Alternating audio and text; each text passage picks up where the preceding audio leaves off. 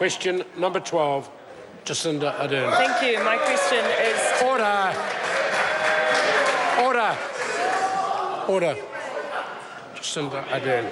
To the Minister for Social Development and asks, how many people who have made claims with the Historic Claims team are still waiting for a response from the Ministry of Social Development? And of those, what is the longest period a claimant has waited?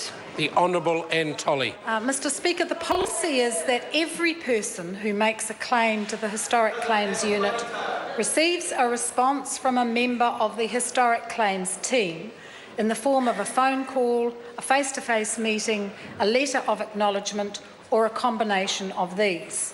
When claimants are legally represented, communication is directed via their legal representative.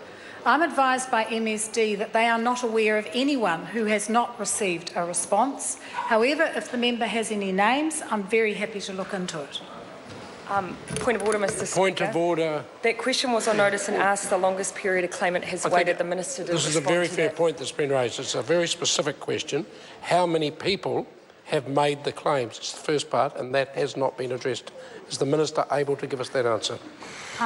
Speaking to the point of order, Mr Speaker, the question was how many people who have made claims are still waiting for a response, and what's the longest period they've waited? My answer is we're not aware of any. I apologise. I accept the question has been addressed by the Minister. Jacinda Ardern, supplementary question. Supplementary, the Minister. How can she claim she's not aware of any claimants who are yet waiting to hear a response when in answers to written questions she herself stated that there were more than 200 claimants who had not received a response from MSD? The Honourable Anne Tolley. Mr Speaker, I'd have to have a look at the exact details of the question that was asked in order to make sure that, but I have checked because this was a question on written notice. I have checked with MSD today and they are not aware of any claimant who has not had that first response from MSD.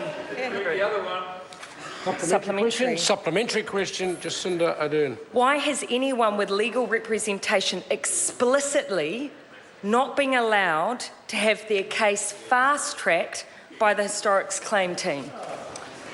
The Honourable Anne Tolley. Well, Mr Speaker, it's not a matter of not being allowed. In fact, so what we've done is we've developed the fast-track approach and divided it into two tranches. The first tranche is almost complete, and we've had 82% of those claimants, fortunately, because it is a very long process, take up the response. The second tranche, which is just due to go out now, are to those who have legal representation. And of course the difference is that you can't deal directly with those claimants. You have to go through their legal representative and follow due process. So that's why they were in a separate tranche, and that process is happening now. Order. Supplementary question, Jacinda Ardern. Why is the gentleman who, like many others, was sexually abused by a staff member at a Puni boys' home, was placed in Porirua psychiatric hospital at just 13 for an entire year, attempted suicide at 15 and his punishment was sent to a boys' training centre, why is he not being fast-tracked when he lodged his case more than 10 years ago and is still waiting? The Honourable Anne Tolley. Well, Mr Speaker, there are a number of claimants. There are a number of claimants who lodged their claims prior to the historic claims process, unique process starting. I'm not sure whether they want an answer, Mr Speaker.